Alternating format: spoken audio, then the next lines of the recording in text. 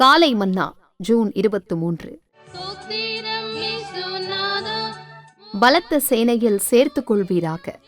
கர்த்தர் பார்த்து ஒருவரும் இல்லையென்று கண்டு விண்ணப்பம் பண்ணுகிறவன் இல்லையென்று ஆச்சரியப்பட்டார். ஏசாயா 59 அதிகாரம் வசனங்கள் 15, 16. பாதாளத்தின் வாசல்களை குலுக்கி பரலோக ராஜ்யத்தை பூமிக்கு இறக்கிக் கொண்டு வரக்கூடிய வல்லமையுள்ள பரிந்துரையாளர்கள் தேவனுக்கு தேவை. மெய்யான எழுப்புதலுக்காக, தேவனுடைய பரிசுத்தத்தின் எழுப்புதலுக்காக ஜெபத்தில் பிரசவ வேதனைப்படுகிற பரிசுத்த தேவ வைராக்கியம் நிறைந்த ஆண்களும் பெண்களும் அவருக்கு தேவை. கர்த்தர் பார்த்து ஒருவரும் இல்லை என்று கண்டு விண்ணப்பம் பண்ணுகிறவன் இல்லை என்று ஆச்சரியப்பட்டார். தேவன் தாமே ஆச்சரியப்பட்டார் என்றால் இது நிச்சயமாகவே கவனிக்கப்படத்தக்கதே. பிரசங்கிப்பவரோ, போதிப்பவரோ, விசுவாச சுகமளிப்பவரோ அல்லது பாடகரோ ஒருவரும் இல்லை என்று தேவன் ஆச்சரியப்படவில்லை. விண்ணப்பம் பண்ணுகிறவன் ஒருவனும் இல்லை என்றே அவர் ஆச்சரியப்பட்டார். ஒரு அம்சத்தில் பிரசங்கித்தல், போதித்தல், அற்புதங்களை நடப்பித்தல் போன்றவைகளை காட்டிலும் ஜெபத்தில் பரிந்து பேசும் ஊழியமே பெரியதாகும்.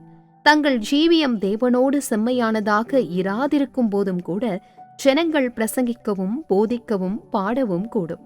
ஆனால் ஒரு நபர் தேவனுடன் செம்மையானவனாய் இருந்தாலொழிய, அவருடைய வெளிச்சத்தில் நடந்து கொண்டிருந்தாலொழிய, அந்நபரால் மற்றவர்களுக்காக ஜெபத்தில் போராடவும் பரிந்து பேசவும் முடியாது. இன்றும் கூட தேவன் பரிந்து பேச ஒருவரும் இல்லையே என ஆச்சரியப்படுகிறார். பிரசங்கிப்பவர்கள், போதிப்பவர்கள், பாடுபவர்கள், கர்த்தரை குறித்து சாட்சி கொடுப்பவர்கள் போன்றோர் மற்றவர்களால் காணப்படக்கூடியவர்களாயிருக்கின்றனர். ஆனால் தங்கள் அறைக்குள்ளிலிருந்து ஜெபத்தில் போராடும் வல்லமையான பரிந்துரையாளர்கள் மற்றவர்கள் கண்களுக்கு புலப்படுவதில்லை, பிறரால் பாராட்டப்படுவதும் இல்லை.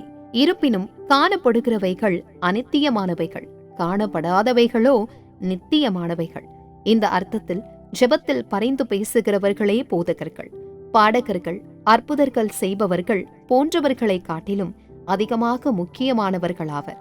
அருமையான வாசகரே, மனமுவந்து ஜெபத்தில் பிரசவ வேதனைப்படும் வல்லமையான பரிந்துரையாளராக மாறுவதின் மூலம் நீர் ஜீவனுள்ள தேவனுடைய பலத்த சேனையில் சேர்ந்து கொள்வீராக. கர்த்தருக்கு ஸ்தோத்திரம். Morning Manna, June 23, 2026.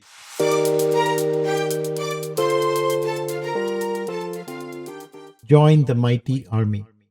God needs mighty intercessors who can shake the gates of hell and bring down the kingdom of heaven.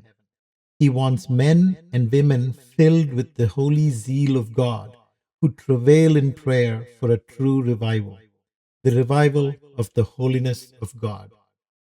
He saw that there was no man and wondered that there was no intercessor. Isaiah chapter 59 verse 16. If God wondered, it is indeed worth noting. God did not wonder that there was no preacher, teacher, faith healer or singer. He wondered that there was no intercessor. In one sense, the ministry of interceding is greater than preaching, teaching, working miracles, etc. People may preach, teach, or sing even when their life is not right with God. But no one can travail and intercede in prayer unless he is right with God, unless he is walking in the light. Today, the Lord still wonders that there are no intercessors. Those who preach, teach, sing, testify, etc. are seen by others. But the mighty intercessors in their closets are hardly seen or appreciated by others. However, the things which are seen are temporal, but the things which are not seen are eternal. 2 Corinthians chapter 4, verse 18. In this sense, we can say that intercessors are more important than preachers, singers, etc.